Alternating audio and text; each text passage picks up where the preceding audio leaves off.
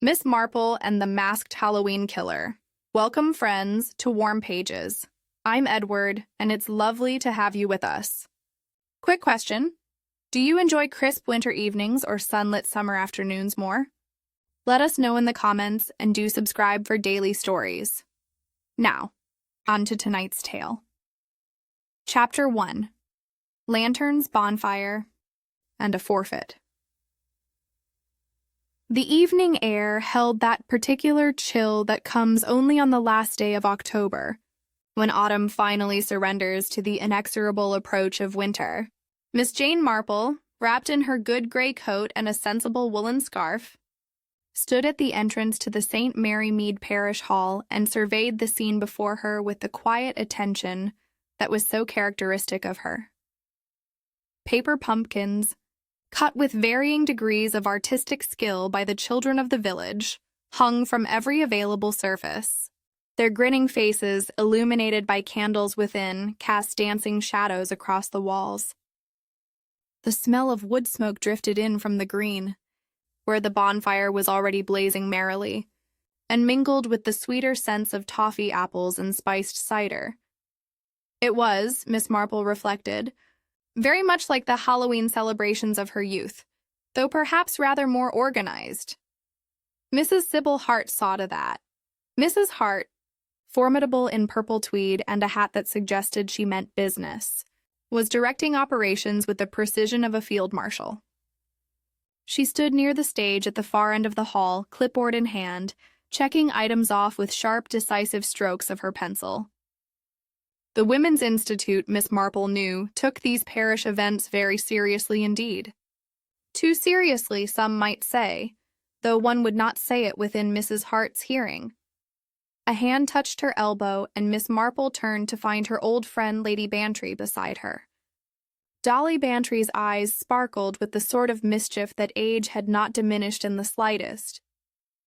"Jane, you must stay for the apple bobbing," Lady Bantry said, her voice warm with enthusiasm. "It's to be the grand finale at 10. Lionel Brooke has been boasting all week that he'll show the young people how it ought to be done." Miss Marple's gaze traveled across the hall until it settled on the man in question. Lionel Brooke was a sleek individual of perhaps 45, with a sort of smooth good looks that suggested regular attention to his appearance. He wore evening dress beneath a black domino cloak, and even at this distance there was something decidedly self-satisfied about his bearing. "Mr. Brooke seems very confident," Miss Marple observed mildly. "Oh, Lionel is always confident," Lady Bantry replied. And there was something in her tone that made Miss Marple glance at her sharply. But before she could inquire further, they were interrupted by a cheerful voice from the stage. "Ladies and gentlemen, boys and girls, welcome to St. Mary Mead's Halloween celebration." The speaker was Dennis Lunn, a young man of perhaps 30 who served as the village youth club leader. He had an easy, jaunty manner that made him popular with the younger set, and he wielded the microphone with the confidence of someone who enjoyed being the center of attention. His costume consisted of a Harley Quinn outfit in black and orange, and he grinned broadly at the assembled crowd. "We've got games and forfeits all evening," Dennis continued. "And at precisely 10, we'll conclude with our grand apple bobbing competition. I understand we have some very sporting participants lined up." There was a ripple of laughter, and Miss Marple noticed Lionel Brooke acknowledging the attention with a small, "Please smile, the hall was filling up nicely now." Miss Marple recognized most of the faces. There was Tom Pargett, the carpenter and scoutmaster, a solid, dependable man who had built most of the frames and fittings for the evening's entertainment. He was checking the bunting near the stage with the sort of careful attention he brought to all his work. Near the ribbon and mass table, Vera Bland presided over an array of materials with the proprietary air of someone who knew that no village entertainment was complete without her contribution. Miss Bland kept the haberdashery shop in the village, and if one wanted ribbons, pins, elastic, or any manner of sewing notions, one went to Vera. She was a thin woman with sharp eyes that missed very little, and she had an unfortunate tendency to repeat everything she saw. And there, helping with the toffee apples, was Molly Cartwright, a shy young mother whose husband worked as a clerk in Much Benham. She had a sweet, rather anxious face, and she moved with the nervous quickness of a bird that expects at any moment to be startled into flight. "The apple-bobbing tub looks very grand," Lady Bantry remarked, drawing Miss Marple's attention back to the stage area. "Indeed, it does." The tub had been set on a sturdy trestle table near the stage, positioned so that anyone attempting the feat would be clearly visible to the assembled company. It was a large wooden affair, well scrubbed and already filled with water, in which several rosy apples bobbed invitingly. What caught Miss Marple's attention, however, were the small brass eyes that had been screwed into the rim of the tub at regular intervals. "For the bunting," Tom Pargett explained, appearing at her elbow with that uncanny ability tradesmen have of knowing when their work is being observed. "Mrs. Hart wanted it to look festive, so I fixed these eyes here and there. Neat, aren't they?" "Very neat indeed," Miss Marple agreed, studying them with interest. The bunting itself was generous, draped in swags around the table and hanging down in front to conceal the rather utilitarian legs of the trestle. Someone, Miss Marple noted, had taken considerable care with the arrangement. The evening proceeded with the cheerful chaos typical of village entertainments. There was Snapdragon, that dangerous game involving brandy and raisins and blue flames from methylated spirits, which Miss Marple privately considered far too exciting for a parish hall. Mrs. Hart supervised it herself, ladling the spirits with a firm hand while keeping a watchful eye on the proceedings. There were games and forfeits, laughter and squeals, and the constant traffic of villagers coming in from the bonfire on the green, their faces flushed from the cold and the excitement. Through it all, Miss Marple sat quietly in her corner, knitting steadily and observing. That was her talent, she'd always felt. Not detecting exactly, though that was what dear Dolly and the others called it. Simply observing, noticing things. One learned so much about human nature by watching people when they thought themselves unobserved. She noticed, for instance, that Molly Cartwright seemed to grow more nervous as the evening wore on, and that whenever Lionel Brooke came near her table, she found urgent business elsewhere. She noticed that Vera Bland's stock of ribbons was being depleted, and that the haberdasher was replacing the matte rayon ribbons with something silkier, something with more sheen. She noticed that Tom Pargett made frequent trips outside to check on the bonfire, and that each time he returned, his expression grew more preoccupied. And she noticed that as 10 approached, Lionel Brooke removed his domino cloak with a theatrical flourish, adjusted his black mask, and strode toward the apple-bobbing tub with the air of a man who was very sure of himself indeed. Dennis Lunn took to the microphone once more. "And now, ladies and gentlemen, the moment you've all been waiting for. Our final forfeit of the evening, the Grand Apple-Bobbing Challenge." The crowd pressed closer, and Miss Marple set down her knitting, her blue eyes very bright and attentive. It was, after all, always wise to pay attention at Halloween. One never knew what might happen when masks were worn and shadows danced on the walls.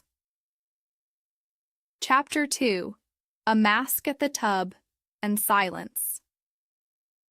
The crowd had formed a semicircle around the apple-bobbing tub, their faces eager with anticipation.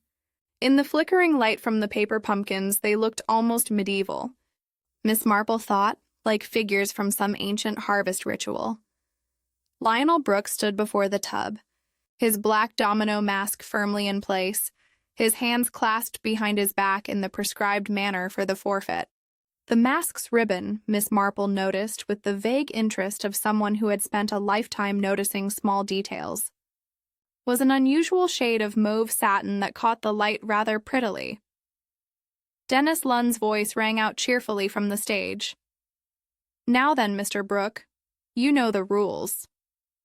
Mask on, hands behind your back, and you've got 30 seconds to catch an apple. Are you ready? Quite ready, Lionel replied, and his voice carried that note of supreme confidence that some men never lose, even when they ought to. I shall demonstrate the proper technique for the benefit of the younger generation. There was dutiful laughter at this, though Miss Marple detected a slightly forced quality to it. Not everyone, she suspected, was as charmed by Lionel Brooke as he was by himself. A low stool had been positioned before the tub, and Lionel knelt upon it with practiced ease. He leaned forward, his hands still clasped behind his back, until his masked face was poised above the water. The apples bobbed tantalizingly just beneath the surface. "On your mark," Dennis called out, consulting his wristwatch with the seriousness of an Olympic timekeeper. "Get set, go!" Lionel plunged his face into the water. There was an immediate ripple of laughter and encouragement from the onlookers. Someone called out advice about technique. A child giggled.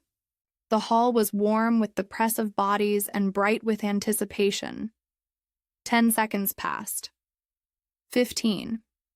Miss Marple, watching with that peculiar stillness that came over her when her attention was fully engaged, found her gaze drawn not to Lionel's submerged head, but to the water itself.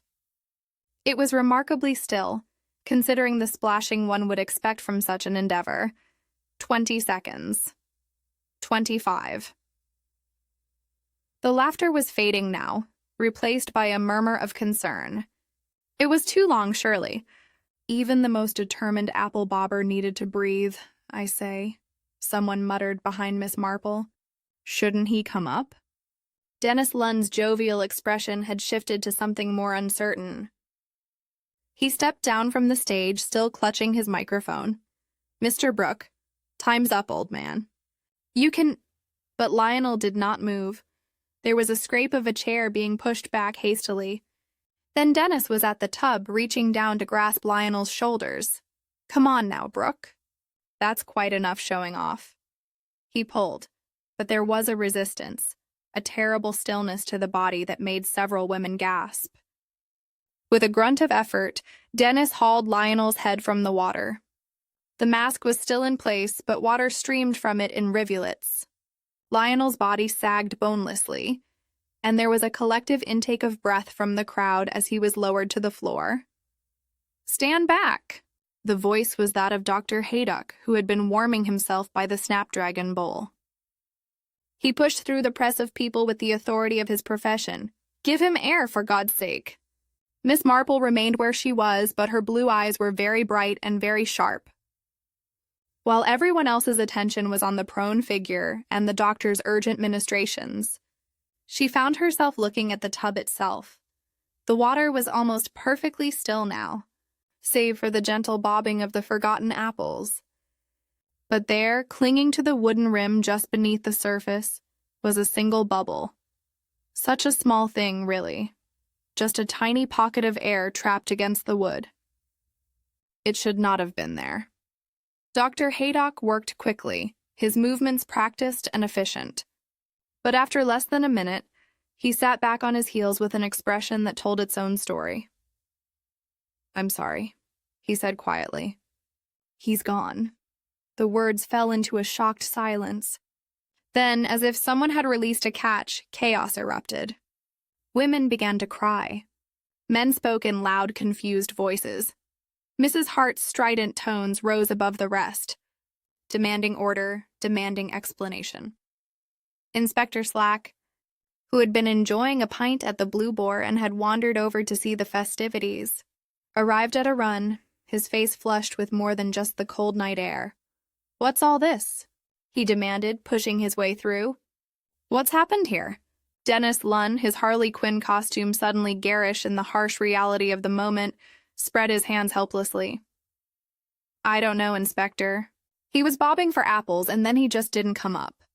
I pulled him out as soon as I realized, but—" "Fainted, most likely," Slack said, but his voice lacked conviction. "The fool probably held his breath too long," got dizzy, and fainted face down in the water. Tragic accident. Very tragic accident, someone echoed from the crowd, as if trying the word on for size. A cruel prank, another voice suggested darkly. Someone held him under. Nonsense. Mrs. Hart's voice cut through the speculation like a knife. There was no one near the tub except Mr. Brooke himself. We all saw that. This was true, Miss Marple reflected. She had been watching, and there had been no one close enough to have touched Lionel once he had begun his attempt. The nearest person had been Dennis on the stage, and Tom Pargett had been— Where had Tom been? Best clear the hall, Dr. Haydock said, getting to his feet and wiping his hands on his handkerchief. This is a matter for the police now, I'm afraid. Inspector, I'll need to make a proper examination, but preliminarily I'd say drowning. Whether accidental or— He shrugged. The crowd began to disperse slowly and reluctantly, casting backward glances at the terrible still figure on the floor. Lionel's mask had been removed and his face was pale and slack in death, bearing no resemblance to the confident, self-satisfied man who had knelt at the tub just minutes before. Miss Marple rose from her chair, gathering her knitting with deliberate movements. Lady Bantry appeared at her side, her face pale. Jane, how perfectly dreadful. Poor Lionel, to die like that, at a village entertainment of all things. Yes, Miss Marple agreed softly. Most unfortunate. But her gaze had returned to the tub, and specifically to that place on the rim where the single bubble still clung, defying gravity and logic. Inspector Slack was organizing the scene with the efficiency of long practice, sending his constable to telephone for assistance, directing witnesses to remain available for questioning. Dr. Haydock had enlisted Tom Pargett to help move the body to the vestry room, where a more thorough examination could be conducted. As they lifted Lionel carefully, Miss Marple's sharp eyes caught something else. Just above the collar of his shirt there was a mark on his neck. Not a bruise, not yet. Just a faint line, damp and narrow, as if something very thin had pressed against the skin. She said nothing, but her fingers tightened slightly on her knitting needles. Mrs. Hart was speaking to Inspector Slack in low, urgent tones. The parish will be devastated. Inspector, Mr. Brooke was our charity steward.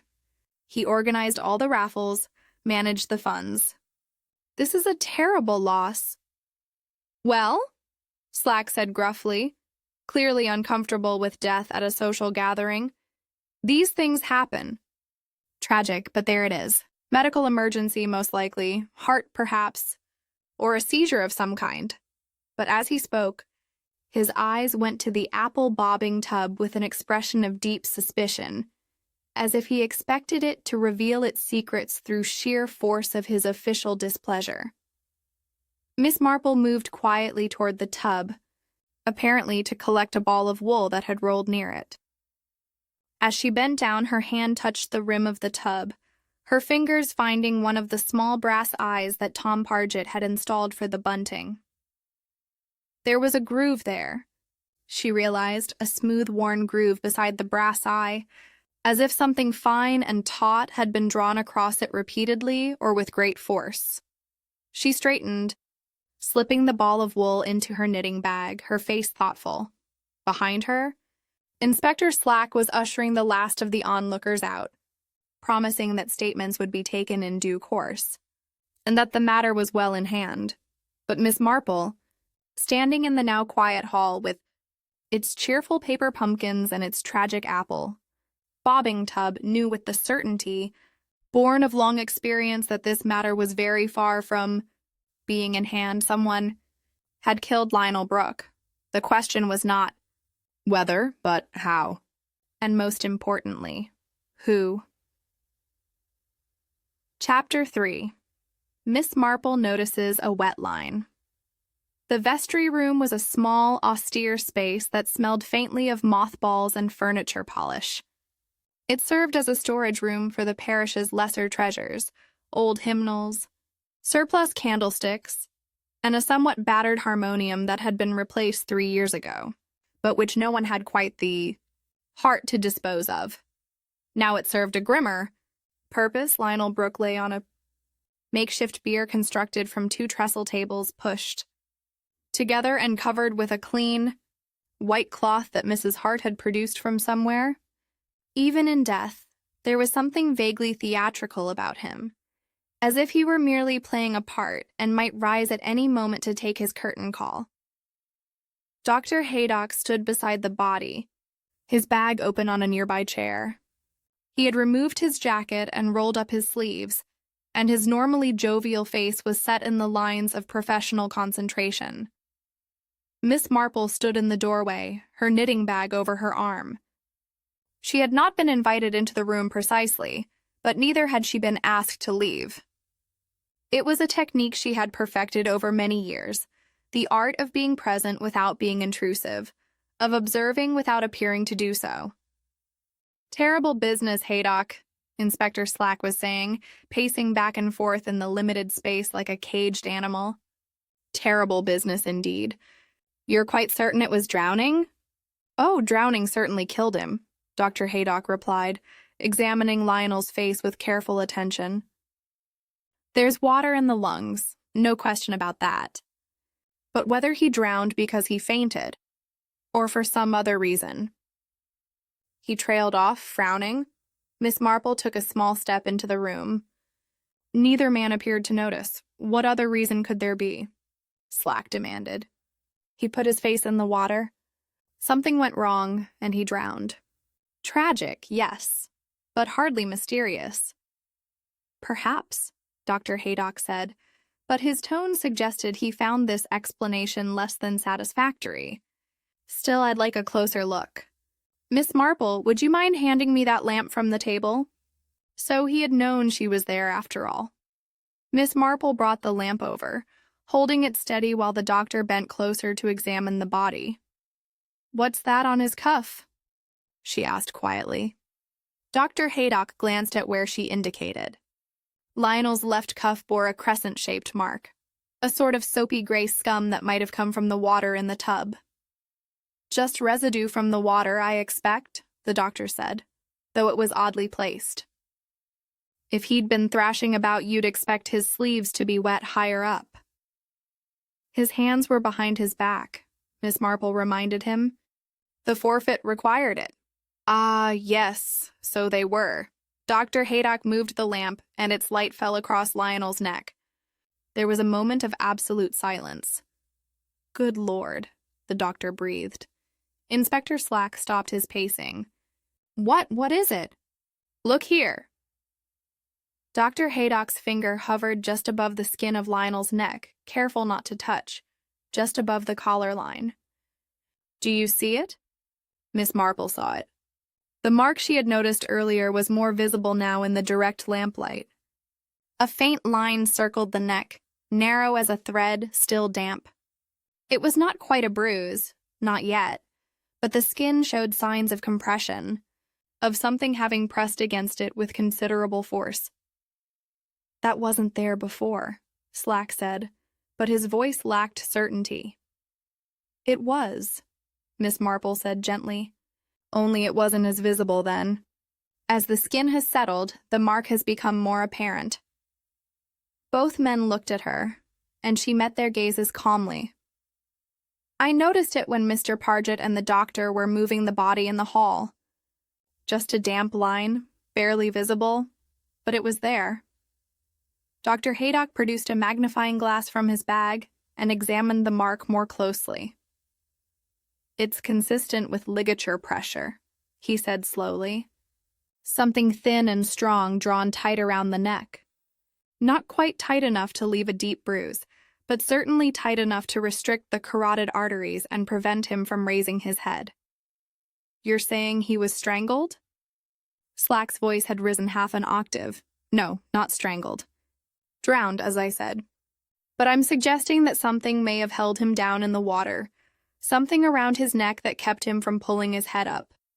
Even when he wanted to." Inspector Slack's face had gone an alarming shade of red. But that's impossible. There was no one near the tub. We all saw it. He knelt down, put his face in, and that was that. No one touched him. Nevertheless, Dr. Haydock said, straightening up, this mark exists, and it suggests that Mr. Brooke was unable to raise his head when he wished to. Miss Marple set the lamp down carefully. May I? She asked, gesturing toward the body. Dr. Haydock nodded, and she approached with the slow, careful movements of age. Her eyes, however, were as sharp as they had ever been. She examined Lionel's mask, which had been set aside on a nearby shelf. The ribbon that had secured it was, as she had noted earlier, a distinctive mauve satin. It was tied in a neat bow at the back, the sort of bow that spoke of practiced fingers. Miss Bland's ribbon, she murmured. Her new stock. She was quite proud of it, I believe. Said it was a better quality than the old rayon she'd been selling. What's the ribbon got to do with anything? Slack demanded. Perhaps nothing, Inspector. I merely observe that it is mauve and made of satin, and that Miss Bland had two types of ribbon this evening, the older matte rayon, which sold out early, and this newer satin variety. She turned her attention back to Lionel's neck, studying the faint wet line with the concentration of someone reading a particularly interesting passage in a book.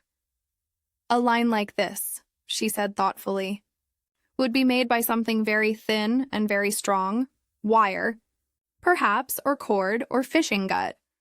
Fishing gut, Dr. Haydock replied. That's what it reminds me of. My nephew uses it for his flies. Terrifically strong stuff and nearly invisible in water. Miss Marple nodded slowly. Yes, fishing gut would do. Admirably. Inspector Slack had recovered. Some of his composure, though his face remained flushed. Even if someone did rig up some sort of mechanism to hold him down, how would they have done it? The tub was in plain view. We'd have seen any sort of rope or wire or what have you. Unless it was under the water, Miss Marple suggested mildly, below the surface, where one wouldn't notice it unless one were looking very carefully. And then, of course, there was all that bunting.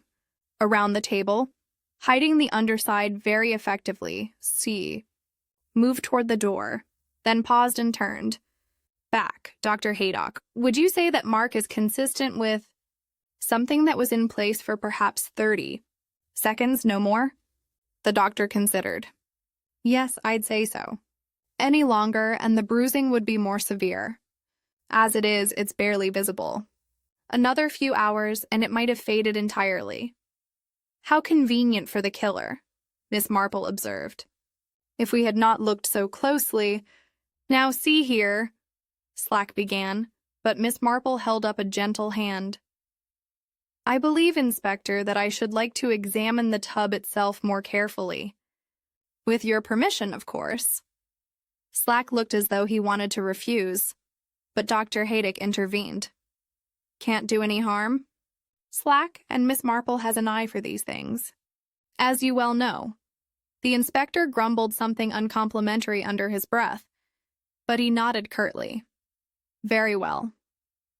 But don't go disturbing evidence. This is a police matter now, whether it's accident or something else. Of course, Inspector. Miss Marple's voice was all sweet reasonableness. I shall be most careful. She made her way back to the main hall, moving with that deceptive slowness that characterized her gait.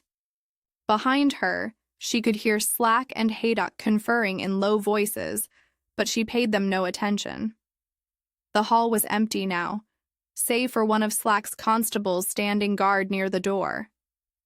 The paper pumpkins still grinned from the walls, but their cheerfulness seemed ghastly now, a mockery of the tragedy that had occurred.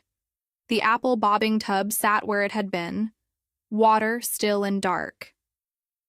The apples had been removed. Miss Marple noticed someone, probably Tom Pargett, thinking practically even in crisis. She approached the tub slowly, her eyes taking in every detail, the brass eyes that held the bunting itself draped so carefully to hide the table's framework, the floor around it still damp in places where water had splashed, and there, beside one of the brass eyes, her fingers found what they had known would be there. A groove in the wood, smooth and deep, worn as if by something that had been drawn across it with tremendous force. She touched it gently, her fingertip tracing the path of something that was no longer there. Fishing gut? Dr. Haydock had said, nearly invisible in water, and beneath the water, who would see it? Who would notice one thin line among the ripples and reflections? Very clever, Miss Marple whispered to the empty hall. Very clever indeed, but not perhaps quite clever enough.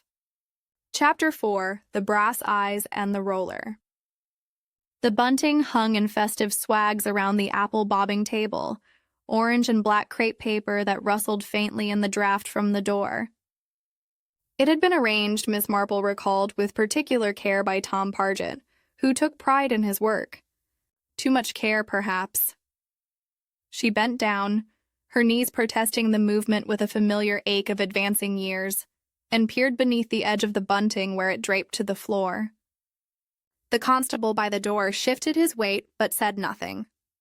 Miss Marple had a way of appearing so utterly harmless that even policemen forgot to question her presence. Behind the bunting's fall, the underside of the table was revealed. The trestle construction was simple enough, sturdy legs joined by crossbars. But there, screwed to the underside of the tabletop, itself was something that did not belong.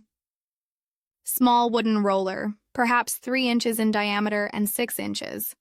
Long, mounted on brass brackets, Miss Marple's hand went to her knitting bag, and from it she withdrew one of her needles.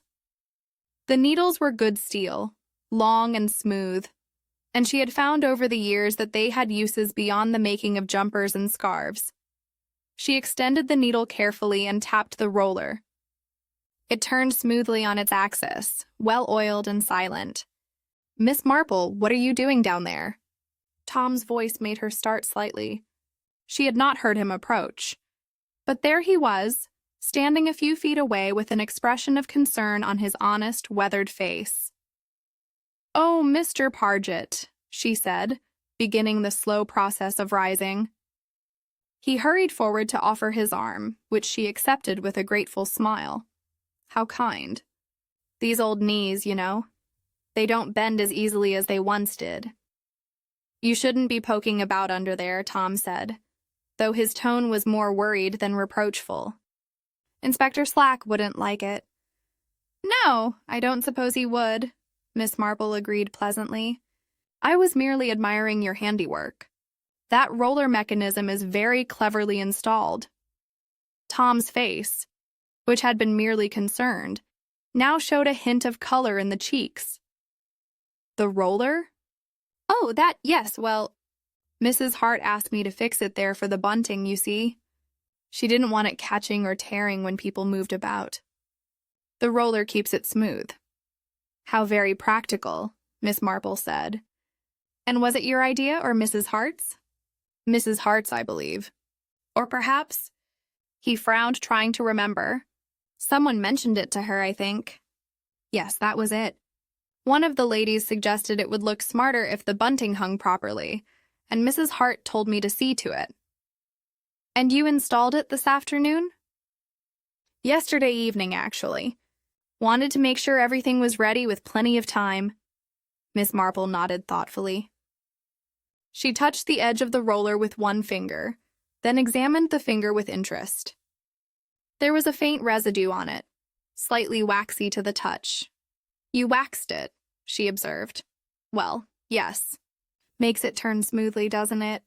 No sense having a roller that squeaks or sticks?" "No sense at all," Miss Marple agreed. "Mr. Pargett, I wonder if you would mind showing me exactly how the bunting was meant to move across this roller. I confess I'm not entirely clear on the mechanism."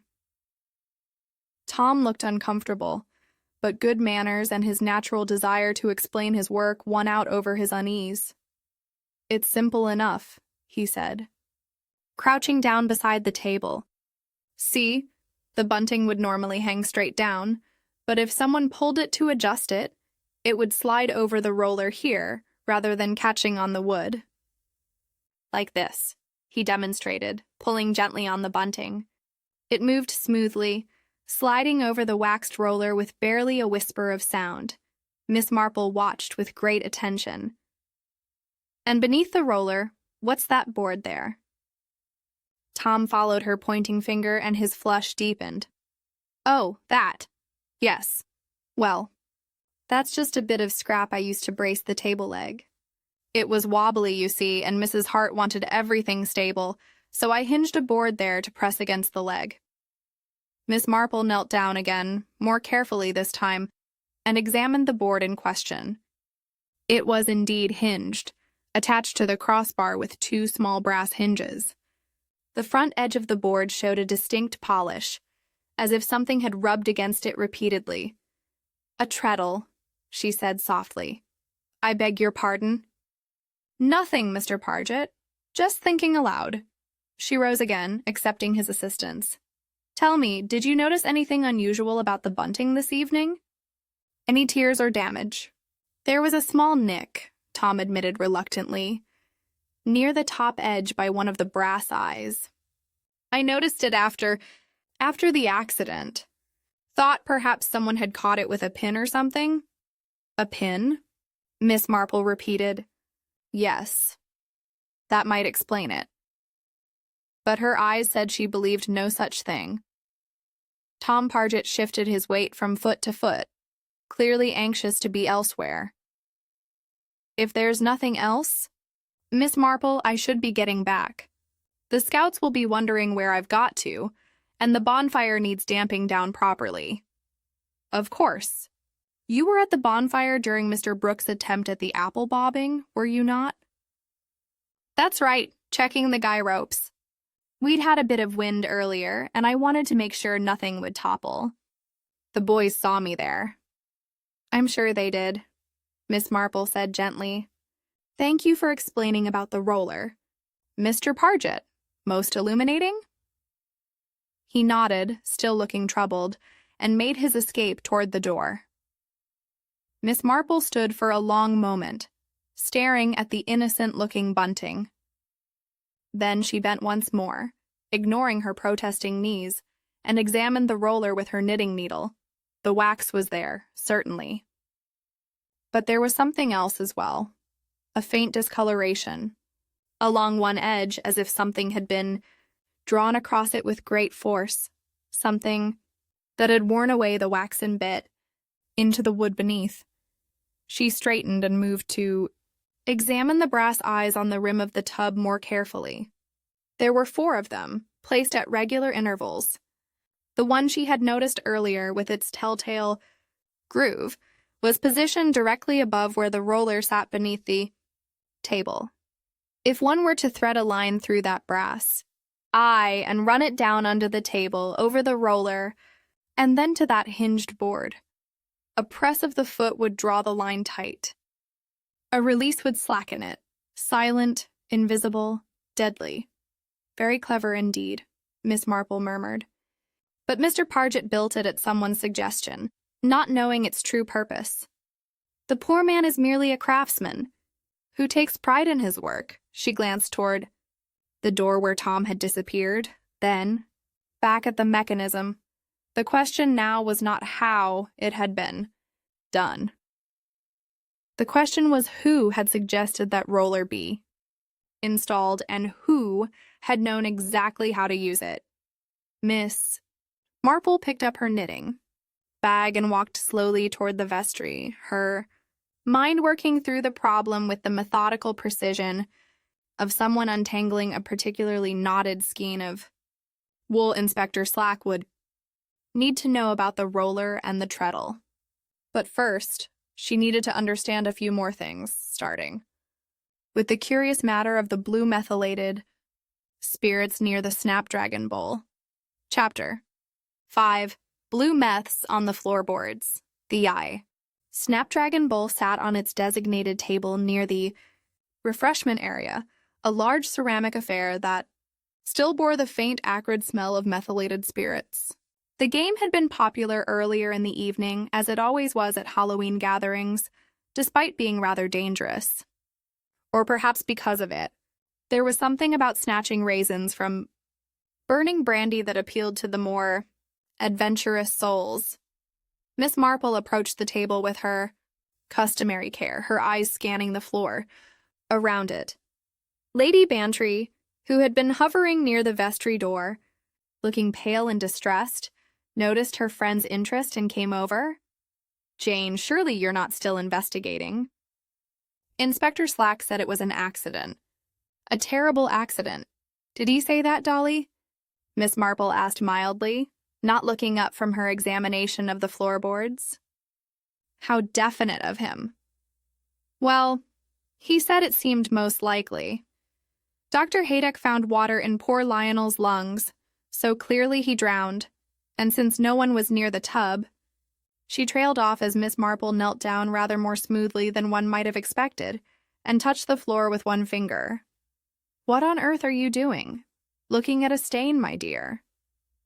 "See here, this purple discoloration," Lady Bantry bent to look, wrinkling her nose at the smell. "That's just the methylated spirits. Mrs. Hart was rather liberal with it when she was setting up the snapdragon. Some of it must have splashed." "Yes," Miss Marple agreed. "But notice where it splashed, Dolly, not near the bowl itself, but over here, close to where the apple bobbing tub stood." Lady Bantry frowned. "Perhaps someone carried the bottle over?" "Perhaps." Miss Marple rose, brushing off her skirt. "Who was managing the snapdragon bowl?" "Mrs. Hart herself. She doesn't trust anyone else with the methylated spirits. Says they're too careless and might start a proper fire." "And she was at the bowl during Mr. Brooks' attempt at apple bobbing?" "I believe so, yes. She was ladling out more spirits for a second round. Several of the young people wanted another go at it." Miss Marple walked slowly around the area, her gaze methodical. The floor near the tub's former position showed signs of water spillage, as one would expect, but mixed with the water were those curious purple stains, as if methylated spirits had been splashed deliberately near the table legs. "If one wished to obscure something in water," Miss Marple said thoughtfully, "a splash of liquid near the surface might create ripples, distortions, make it difficult to see clearly." "See what?" Lady Bantry was growing exasperated. "Jane, you're being terribly cryptic." "Am I?" "I do apologize, dear." Miss Marple moved to examine the far rim of where the tub had been. "Tell me, was there much noise during the apple bobbing, from outside, I mean?" "Oh, tremendous noise. The bonfire was at its height, and there was a great cheer when the guy toppled. Happened right around 10, I believe. Quite drowned out everything else." "How convenient," Miss Marple murmured. She'd noticed something on the rim of the tub earlier, and now she searched for it with renewed purpose. There it was, a tiny blackened mark, barely visible, as if a match head had flared against the wood. Why would someone strike a match at the tub? Unless, of course, they had needed to burn something thin and incriminating. Her eyes went to the waste tin that stood near the refreshment table. It was a large metal affair, already half full with the detritus of the evening's entertainment. Paper napkins, apple cores, sweet wrappers. "Dolly, would you mind asking the constable to step outside for a moment? Tell him you need some fresh air and require his escort. You're feeling faint after the shock." Lady Bantry looked startled, but rallied admirably. "Of course, though I don't see why." "Just for a few moments, dear. I shan't be long." Once Lady Bantry had successfully lured the constable away with protestations of needing air, Miss Marple approached the waste tin. She drew out a clean handkerchief from her bag and used it to carefully move aside the top layer of rubbish. There, about halfway down, she found what she was looking for. A length of something that caught the light with an almost invisible gleam. She lifted it carefully with the handkerchief. It was perhaps 6 inches long, one end cleanly cut, the other showing signs of having been snapped or burned. The material was gut of some kind, fishing line, just as Dr. Haydock had suggested. It was extraordinarily fine, yet when she tested it gently between her fingers, she could feel its considerable strength. There was something else about it. Too, a faint smell that was not quite natural. She brought it closer to her nose, sniffed delicately, then nodded to herself. Boot polish. Someone had darkened the line with boot polish to prevent it catching the light underwater. A sensible precaution for anyone who understood that clear gut might glint in the lamplight and give away the whole scheme. She wrapped the piece carefully in her handkerchief and tucked it into her knitting bag just as Lady Bantry and the constable returned. "Feeling better, madam?" the young constable asked solicitously. "Much better, thank you, constable," Lady Bantry said, shooting Miss Marple a meaningful look. "The fresh air has quite restored me." Miss Marple smiled gently at them both. "I believe I should like to speak with Inspector Slack now. There are several matters that require his attention." The constable looked doubtful. "The inspector's very busy, miss, taking statements and such. Nevertheless, I think he will want to hear what I have to say." "You might mention to him that I have found the murder weapon." The constable's eyes widened. "The what?" "The murder weapon," Miss Marple repeated patiently. "Or at least part of it, the piece that was discarded after its use. I believe the inspector will find it most illuminating." She began walking toward the vestry, moving with that deceptive slowness that somehow got her where she needed to be with remarkable efficiency. Lady Bantry hurried after her. "Jane, what have you found?" "What murder weapon?" "I thought Lionel drowned." "Oh, he did drown, Dolly. But he drowned because someone made quite certain he could not lift his head from the water. Someone who rigged a very clever mechanism using fishing gut, a roller, and a foot treadle. Someone who darkened the line with boot polish so it would not be seen, and who splashed methylated spirits near the tub to blur any glimpse of it beneath the surface. But that's monstrous." "Yes," Miss Marple agreed quietly. "Murder generally is." They found Inspector Slack in the vestry, looking harried and irritable. His expression did not improve when he saw Miss Marple. "Now then, what's all this about a murder weapon?" "The constable's babbling nonsense about fishing line." "Not nonsense, Inspector." Miss Marple produced a handkerchief and carefully unfolded it to reveal the length of darkened gut. "I found this in the waste tin. One end has been burned, the other snapped. It smells distinctly of boot polish. I believe if you were to test it, you would find it matches exactly the mark on Mr. Brooks' neck." Inspector Slack stared at the piece of line, his face slowly turning the color of a ripe plum. "Where exactly did you find this?" "In the waste tin near the refreshment table, hidden beneath paper napkins and other rubbish." "And you just happened to go searching through waste tins?" Miss Marple met his gaze calmly. "I observed certain inconsistencies, Inspector, that suggested someone had disposed of evidence. The burned mark on the tub's rim, for instance, and the purple stains on the floor that indicated methylated spirits had been used to obscure something in the water." Slack took the handkerchief and its contents with bad grace, holding it up to the light. "Fishing gut," he muttered. "Dr. Haydock was right then." "Dr. Haydock is generally right about such matters," Miss Marple said. "And now, Inspector, I believe we need to establish a very precise timeline for this evening's events, particularly for the period between 10:10 and 10:40. Inspector." Slack looked as though he wanted to argue, but the evidence in his hand made refusal impossible. "Very well," he said grudgingly. "We'll go through it all. But this had better lead somewhere, Miss Marple, and not be one of your flights of fancy." "I can assure you, Inspector," Miss Marple said with perfect composure, "that murder is never a flight of fancy." Chapter 6. A Question of Minutes. Inspector Slack had commandeered the vicar's study for his interviews, a small, book-lined room that smelled of pipe tobacco and old leather. He sat behind the desk with a notebook open before him, his pencil poised, with the aggressive readiness of a man determined to get to the bottom of things. Miss Marple had been permitted to remain, though Slack's expression suggested he regretted this generosity. She sat in the corner chair, her knitting in her lap, apparently absorbed in creating what looked to be a sock, but her needles clicked with a rhythm that never quite obscured the conversation. Dennis Lunn sat opposite the inspector, still wearing his Harley Quinn costume, though the cheerful colors now seemed garish and inappropriate. His face was drawn, and he kept running his hands through his hair in a gesture of distress.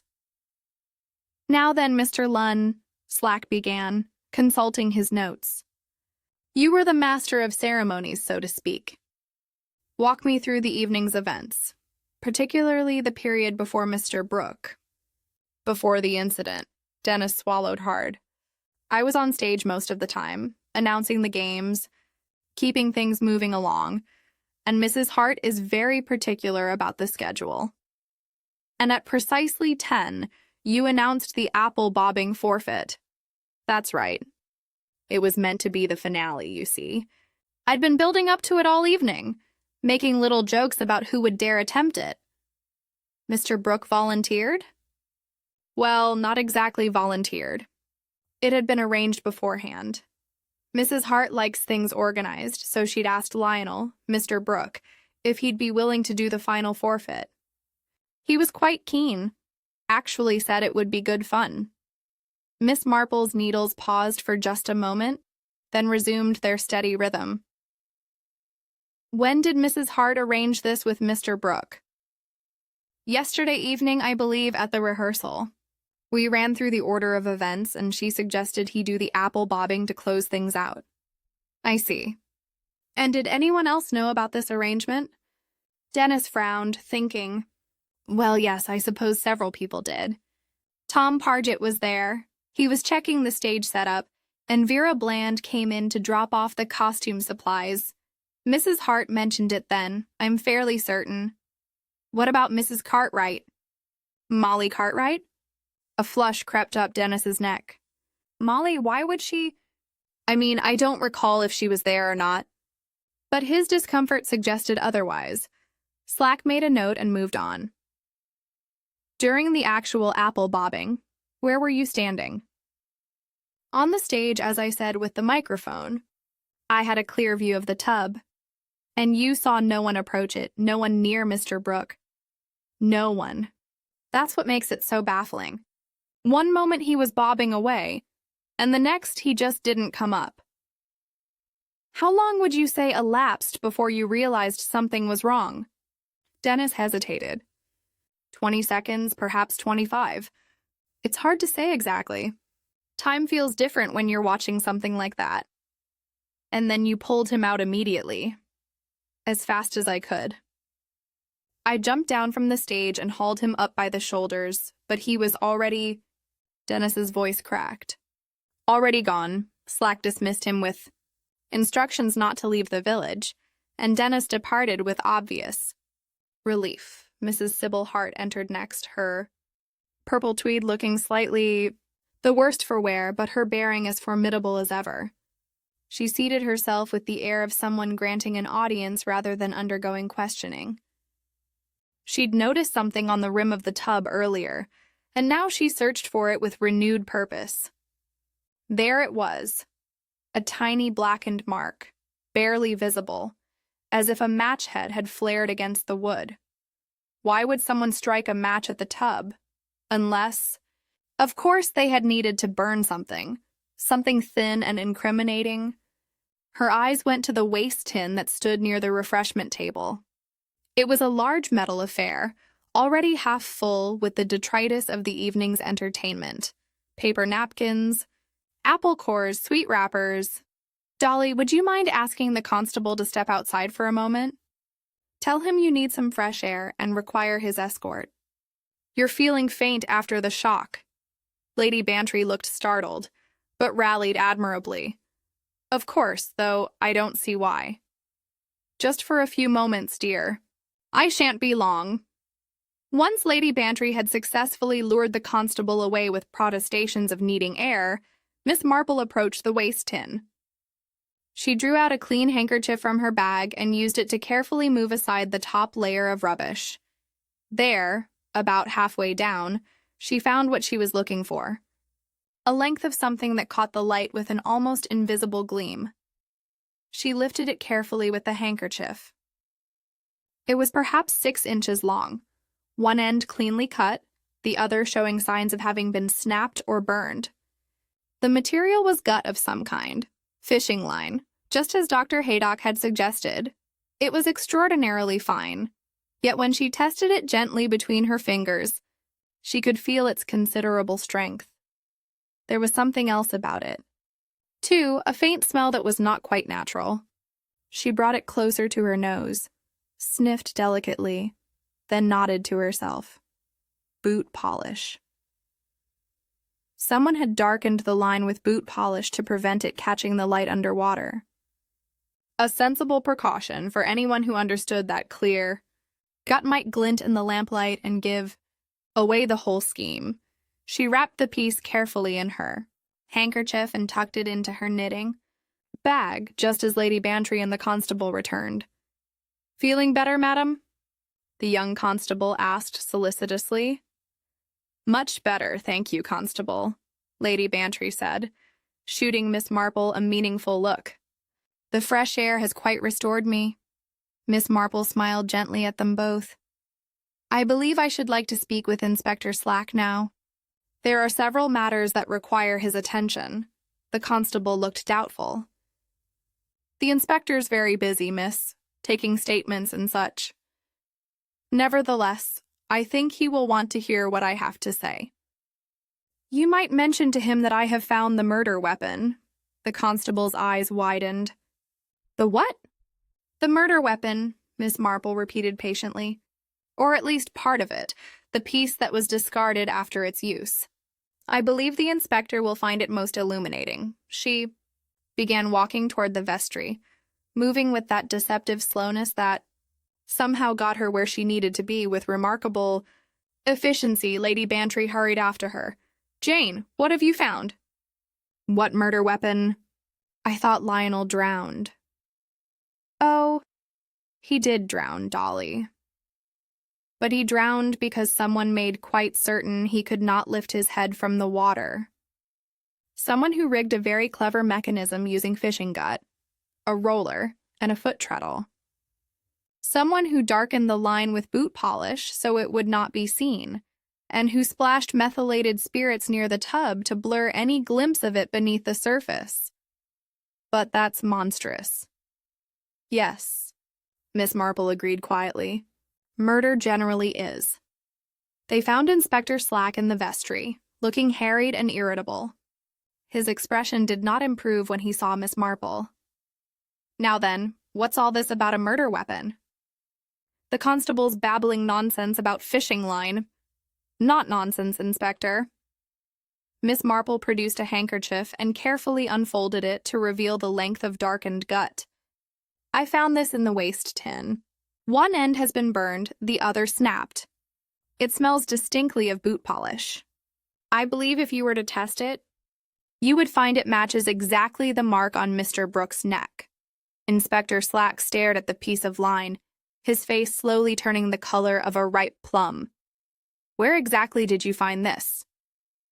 "In the waste tin near the refreshment table, hidden beneath paper napkins and other rubbish." "And you just happened to go searching through waste tins?"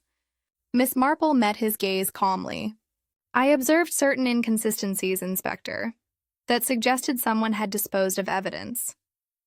The burned mark on the tub's rim, for instance, and the purple stains on the floor that indicated methylated spirits had been used to obscure something in the water." Slack took the handkerchief and its contents with bad grace, holding it up to the light. "Fishing gut," he muttered. Dr. Haydock was right then. Dr. Haydock is generally right about such matters, Miss Marple said. And now, Inspector, I believe we need to establish a very precise timeline for this evening's events, particularly for the period between 10:10 and 10:40. Inspector. Slack looked as though he wanted to argue, but the evidence in his hand made refusal impossible. Very well, he said grudgingly. We'll go through it all. But this had better lead somewhere, Miss Marple, and not be one of your flights of fancy. I can assure you, Inspector, Miss Marple said with perfect composure, that murder is never a flight of fancy. Chapter 6. A Question of Minutes. Inspector Slack had commandeered the vicar's study for his interviews, a small, book-lined room that smelled of pipe tobacco and old leather. He sat behind the desk with a notebook open before him, his pencil poised, with the aggressive readiness of a man determined to get to the bottom of things. Miss Marple had been permitted to remain, though Slack's expression suggested he regretted this generosity.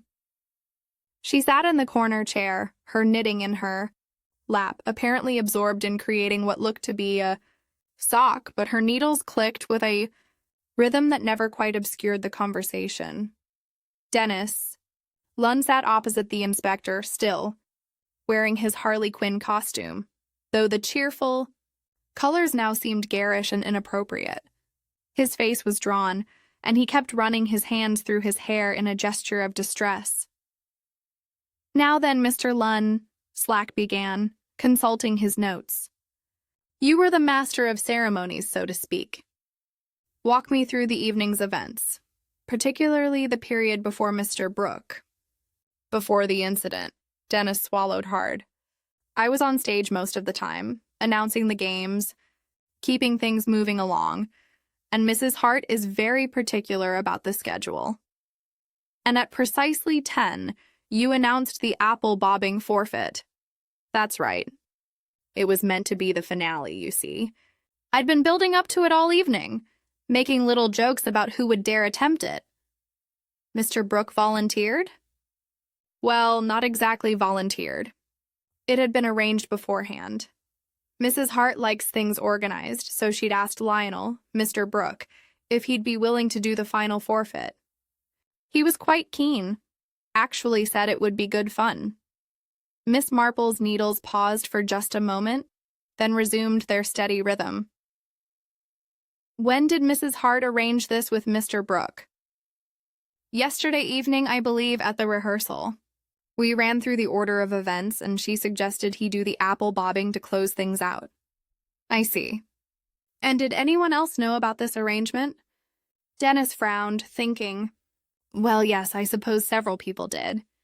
Tom Pargett was there. He was checking the stage setup, and Vera Bland came in to drop off the costume supplies. Mrs. Hart mentioned it then, I'm fairly certain. What about Mrs. Cartwright? Molly Cartwright? A flush crept up Dennis's neck. Molly, why would she? I don't recall if she was there or not. But his discomfort suggested otherwise. Slack made a note and moved on. During the actual apple bobbing, where were you standing? On the stage, as I said, with the microphone. I had a clear view of the tub. And you saw no one approach it, no one near Mr. Brooke. No one. That's what makes it so baffling. One moment he was bobbing away, and the next he just didn't come up. How long would you say elapsed before you realized something was wrong? Dennis hesitated. 20 seconds, perhaps 25. It's hard to say exactly. Time feels different when you're watching something like that. And then you pulled him out immediately. As fast as I could. I jumped down from the stage and hauled him up by the shoulders, but he was already... Dennis's voice cracked. Already gone. Slack dismissed him with instructions not to leave the village, and Dennis departed with obvious relief. Mrs. Sybil Hart entered next, her purple tweed looking slightly the worst for wear, but her bearing as formidable as ever. She seated herself with the air of someone granting an audience rather than undergoing questioning. "A terrible tragedy, Inspector," she began before Slack could speak. "Poor Mr. Brooke, such a valued member of our parish community." "Indeed, Mrs. Hart.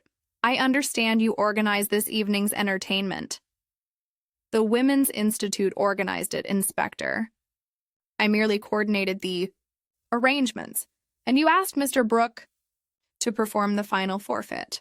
I suggested it might be entertaining if someone demonstrated the traditional method of apple bobbing. Mr. Brooke graciously agreed to oblige. This was arranged yesterday evening." "That is correct, Miss—" Marple looked up from her knitting.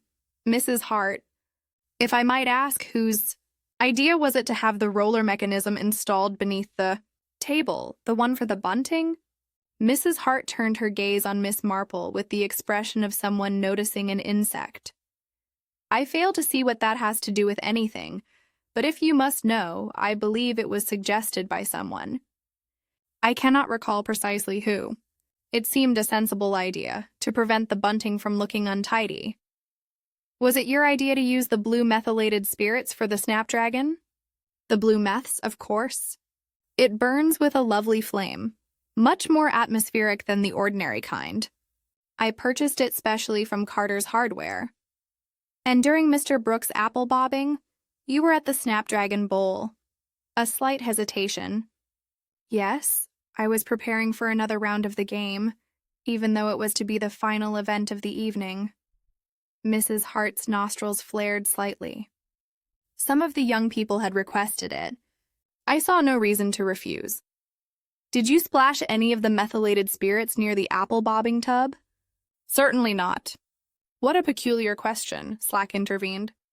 "Mrs. Hart, did you see anyone acting suspiciously this evening? Anyone near the tub who shouldn't have been?" "Inspector, I was supervising an entire parish event. I cannot be expected to monitor every individual's movements." "But you would have noticed if someone had approached the tub while Mr. Brooke was engaged in the forfeit." "One would think so." "Yes, but as I said, I was occupied with the Snapdragon Bowl." After Mrs. Hart swept out, Slack leaned back in his chair and rubbed his face wearily. "This is getting us nowhere." Everyone was somewhere else. No one saw anything useful. And the man drowned in front of 50 witnesses without anyone so much as touching him. "Not quite, Inspector," Miss Marple said gently. "Someone touched the treadle mechanism. Someone pressed their foot down to draw the fishing gut tight around Mr. Brooks' neck, and then released it after he had drowned. But who? And from where? You can't operate a foot treadle from halfway across the room." "No," Miss Marple agreed. "You would need to be quite close to the table. Close enough to reach the board beneath it with your foot. But everyone says no." One was near the table. Miss Marple set down her knitting and looked at him with those deceptively mild blue eyes. "Inspector, I think we need to consider the question of the bonfire. It was burning quite vigorously at 10, I understand, and there was a great cheer when the guy toppled." "What's the bonfire got to do with anything?" "Timing, Inspector. A distraction occurring at precisely the right moment. And then there's the matter of the mauve ribbon, the ribbon on Brooks' mask. Yes, Miss Bland's new stock, satin rather than rayon. It would have been quite distinctive to anyone looking for a particular mask." Slack stared at her. "You're saying someone needed to identify Brooke. But everyone knew who he was. Did they, Inspector? He was wearing a mask, after all. And in the confusion of a Halloween party, with everyone in costume?" She let the thought trail off delicately. Inspector Slack's expression suggested he was developing a headache. "I think, Miss Marple," she said, picking up her knitting again, "that you should speak next with Molly Cartwright. And perhaps you might ask her about her movements between 10:20 and 10:30. "Why Mrs. Cartwright particularly?" Miss Marple's needles clicked steadily. "Because, Inspector, she was the one person who had both opportunity and motive. And because I believe, if you examine her shoes, you may find they are damp in a rather particular way." Slack's eyes narrowed. How do you know that? I don't know it, Inspector. I merely observe that she has been avoiding looking at her feet all evening, and that when she walks, she does so with the careful gait of someone whose footwear is uncomfortable. Wet shoes, in my experience, produce precisely that effect. Inspector Slack reached for his notebook with renewed energy. Perhaps his expression suggested there was something to this interfering old lady after all. Chapter 7. Molly Cartwright's Wet Shoes. Molly Cartwright entered the study with the hesitant movements of a rabbit venturing into unfamiliar territory. Her face was pale, and her hands twisted together in front of her apron with nervous energy. When Inspector Slack gestured to the chair, she perched on its edge, as though ready to flee at any moment. "Now then, Mrs. Cartwright," Slack began, his tone deliberately gentle. He had learned over the years that frightened witnesses required careful handling. "Nothing to worry about, just a few routine questions about this evening's events." Molly nodded, but said nothing. Her eyes darted to Miss Marple in the corner, then quickly away. "You were helping with the toffee apples, I understand." "Yes, sir." "At the table near the stage." "That would have given you a good view of the apple bobbing tub?"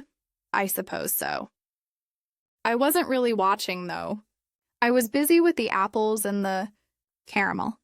But you must have noticed when Mr. Brooke approached the tub for his forfeit. Everyone noticed that. Mr. Lunn announced it over the microphone. Inspector Slack consulted his notes. "Mrs. Cartwright, can you tell me where you were at precisely 10? The hands twisted more tightly. "At my table, as I said." "The entire time?" "I may have stepped away briefly to fetch more sticks for the apples." "We were running low. And where did you go to fetch these sticks?" "The storage cupboard in the vestry passage." Miss Marple's knitting needles had slowed. She appeared to be counting stitches, but her attention was entirely on the young woman before them. "How long were you gone?" "Only a minute or two, 3 at most." "And when you returned to your table, was Mr. Brooke still engaged in the forfeit?" Molly's face had gone from pale to sheet white. "I don't know. I wasn't looking. I was trying to open the package of sticks, and my hands were sticky from the caramel." "Mrs. Cartwright," Miss Marple said quietly, "your shoes are wet." The effect was immediate. Molly looked down at her feet, as if seeing them for the first time, and a flush spread up from her collar. The floor was wet from the apple bobbing. There was water everywhere." "Indeed there was," Miss Marple agreed. "But you said you were at your table near the stage and then in the storage cupboard. Neither location would have resulted in wet shoes unless—" She paused delicately. "Unless you were closer to the tub than you've admitted." "I wasn't. I didn't go near it." But the protest came too quickly, too desperately. Inspector Slack leaned forward. "Mrs. Cartwright, lying to the police in a murder investigation is a serious matter. Now I'll ask you again. Where were you at 10? The word murder hung in the air like a physical presence. Molly Cartwright began to cry. Not the delicate tears of a lady, but great gulping sobs that shook her thin frame. "I didn't mean to. I only wanted to frighten him, to make him stop." Slack and Miss Marple exchanged glances. "Perhaps," Miss Marple suggested gently, "you should tell us about Mr. Brooke, about why you wish to frighten him." Molly fumbled for a handkerchief and pressed it to her eyes. When she spoke, her voice was muffled but audible. "He was blackmailing me." The words fell into the quiet room like stones into still water. "Blackmailing you?" Slack's pencil was poised over his notebook. "On what grounds?" "Money." The word came out bitter. "He said I'd taken money from the charity fund, from the parish accounts." "And had you?" A long, terrible pause. Then, "Yes, 310. My husband lost his position last month. His firm made redundancies.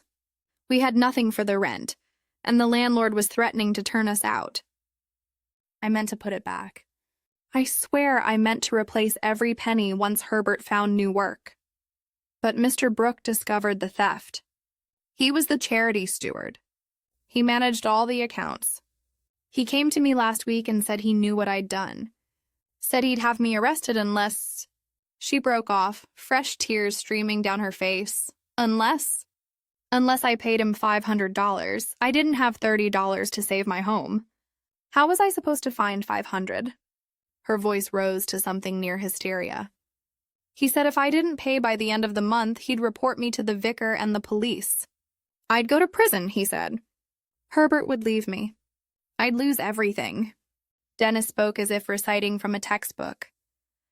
I threaded it through the brass eye on the tub rim, ran it over the roller beneath, and secured the other end to the treadle board. A simple pulley system, really. Press the board with your foot. The line draws tight. Release, it slackens, but you needed to ensure Brooke wore a mask that could be identified, so you knew which participant to target. I told Mrs. Hart that Brooke had requested the mauve ribbon particularly, said he thought it would look distinctive. She mentioned it to Vera Bland when ordering the supplies. He smiled without humor. People are remarkably trusting when you speak with confidence. And the methylated spirits, the splash near the tub? Mrs. Hart did that herself without knowing it. She was being enthusiastic with the ladle, and some spilled over. Pure chance, but it helped obscure the line in the water Inspector Slack was writing furiously in his notebook. Walk us through the murder itself. Dennis took a breath. I announced the apple bobbing from the stage. When Brooke knelt at the tub and put his face in the water, I set down the microphone and jumped down. 3 steps, maybe 4. Everyone was watching Brooke, and the hall was noisy with encouragement and laughter. I reached the treadle board and pressed it with my foot. The line tightened around his neck, not tight enough to strangle, just tight enough to hold his head underwater. And then I counted to 30.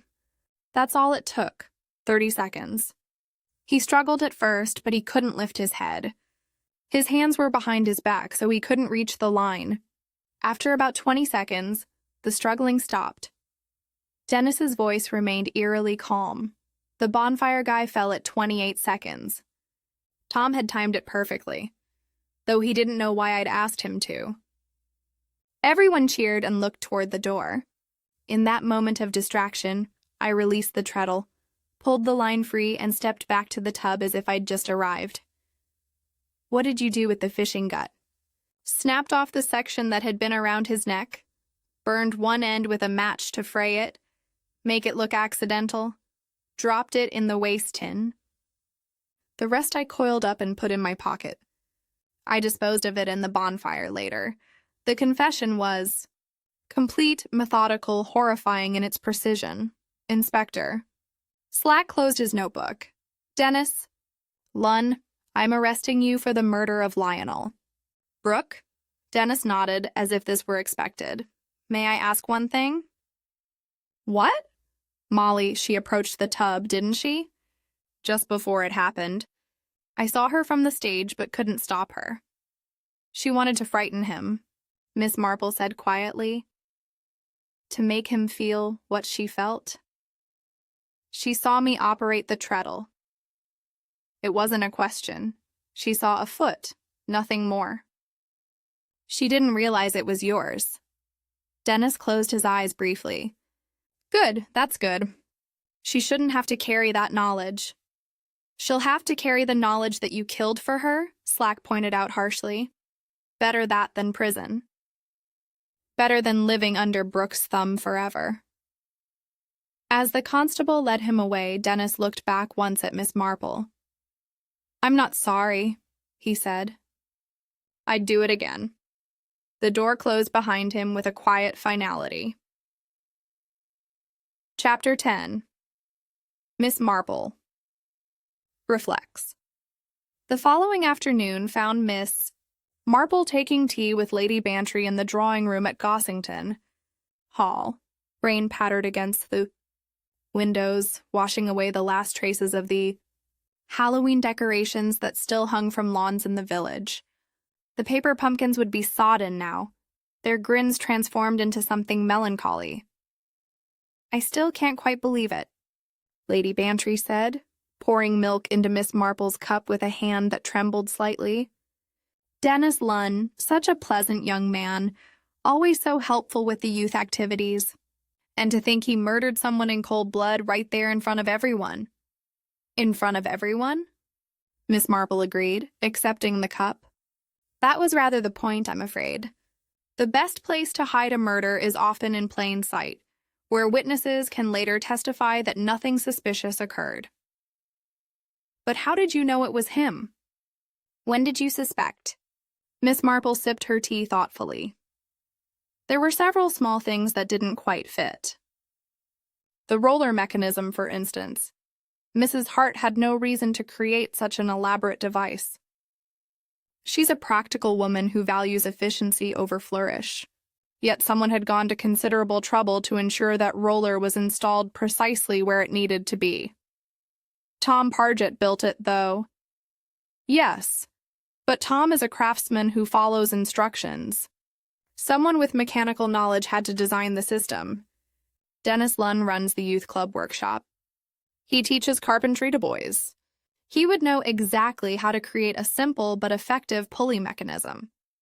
Lady Bantry set down her teacup with a clatter. A pulley, of course. That's how the fishing gut worked, precisely. And then there was the matter of timing. The apple bobbing was scheduled as the final event, announced well in advance. The bonfire guy fell at exactly the right moment to create a distraction. Tom Pargett is scoutmaster. He controls when the bonfire activities occur. But Tom had no motive to kill Lionel Brooke. However, Dennis Lunn could easily have asked Tom to time the guy's fall for 10, perhaps suggesting it would make a dramatic finale to the evening. Poor Tom. He must feel dreadful. I believe he does. But he's blameless in this matter. Miss Marple took another sip of tea. The mauve ribbon was another telling detail. Someone needed to ensure they could identify their target through a mask. Dennis, as assistant treasurer, had regular contact with Mrs. Hart and could easily have planted the suggestion about Brooke's preference. You make it sound so calculated. It was calculated. Dolly, that's what made it particularly sad. This wasn't a crime of passion or sudden rage. Dennis Lunn spent days planning how to commit murder in a room full of witnesses. Lady Bantry shuddered, and all for love of Molly Cartwright. What will become of her, do you think? That depends rather on her husband, I suppose, and on whether she can forgive herself for being the unwitting cause of a man's death. But she didn't do anything, did she? Miss Marple's tone was gentle but firm. She stole from the parish, however understandable her reasons. She engaged in an affair with Dennis Lunn, however loveless her marriage. These choices, however small they seemed at the time, set events in motion. That's the terrible thing about moral compromises. Dolly, we never know where they'll lead. There was a moment of silence, broken only by the sound of rain and the ticking of the mantel clock. What about Mrs. Hart? Will she face charges? Inspector Slack seems inclined toward leniency, provided she makes full restitution to the parish funds. The vicar is a compassionate man, and Mrs. Hart's service to the church has been extensive, if recently tainted. I suspect she'll be allowed to resign quietly and make amends. And Lionel Brooke, should we feel sorry for him? Miss Marple considered this carefully. He was a blackmailer, which is a particularly vicious form of crime. He held power over vulnerable people and used it for his own benefit. But he didn't deserve to be murdered, Dolly. No one deserves that. Justice should come through the proper channels, not through private vengeance. Dennis Lunn didn't see it that way. No, he saw himself as a protector, removing a threat that the law might not address in time to save Molly Cartwright from ruin. It's an old story, really, the knight slaying the dragon. The problem is that we don't live in fairy tales, and in the real world. Slaying dragons is called murder. Lady Bantry reached for a biscuit, then seemed to lose her appetite and set it back on the plate. Will Dennis hang? That's for the courts to decide. He'll certainly face trial for murder.